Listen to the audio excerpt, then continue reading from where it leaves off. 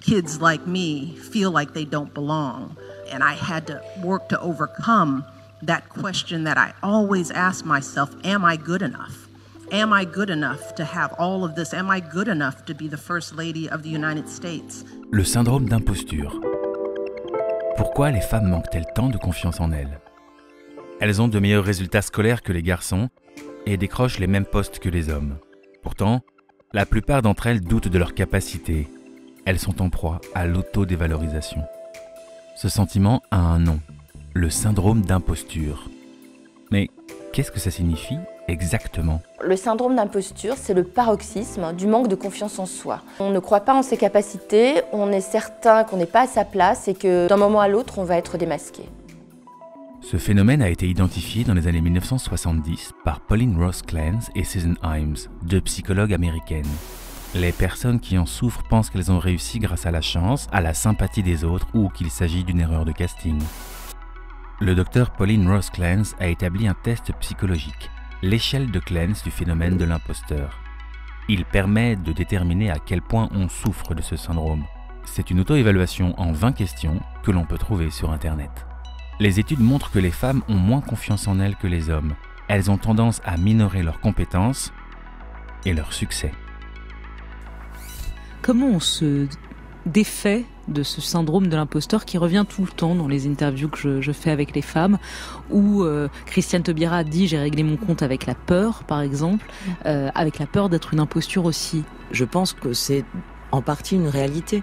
C'est-à-dire que moi, quand Olivier Nora, qui était patron de Grasset et de Fayard, m'a dit on se demande qui pourrait prendre la tête de Fayard et est-ce que c'est quelque chose que tu pourrais considérer, etc. Moi j'étais enceinte, j'avais 34 ans et spontanément je lui dis bah non, c'est n'importe quoi parce que j'avais pas d'expérience de direction de quoi que ce soit. Et là, savoir que 3 personnes pour lesquelles j'ai énormément d'estime avaient l'air sûres d'eux, ça m'a tout à coup investi dans la fonction.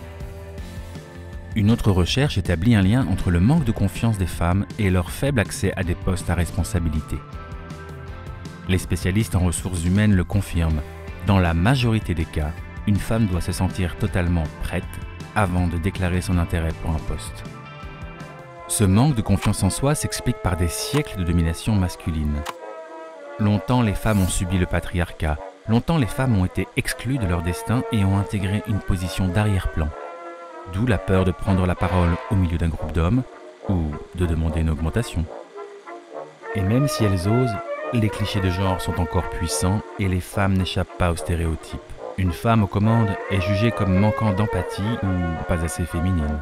Les conséquences de ce syndrome d'imposture sont nombreuses. Le syndrome d'imposture, il se remarque souvent par le perfectionnisme. Les perfectionnistes, elles ont peur qu'on les démasque et donc elles vont tout faire pour masquer ça et pour être parfaites. Et ça peut avoir l'effet inverse aussi, c'est-à-dire qu'elles vont procrastiner, elles vont mettre la tête sous l'oreiller, elles vont dire non, de toute manière, puisqu'on va voir que je suis incompétente, autant ne rien faire, elles remettent au lendemain, etc. Et ça finit par des situations extrêmes, des burn-out, ça va vous brider.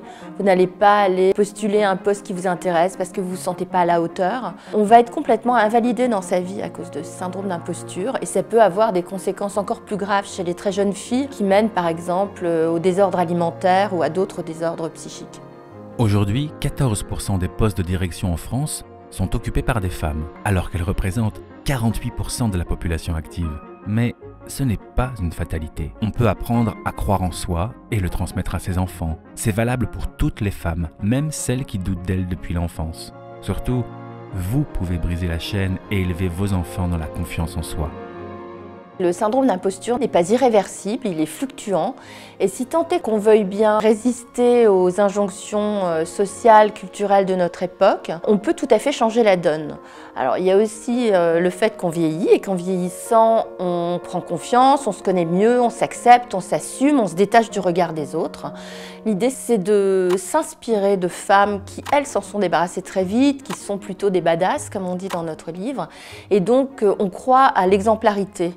En s'entourant bien, en revisitant ses croyances, on va arriver à se débarrasser de ce syndrome et en élevant ses filles de manière à ne pas reproduire ces schémas qu'on a intériorisés, ces stéréotypes pendant si longtemps.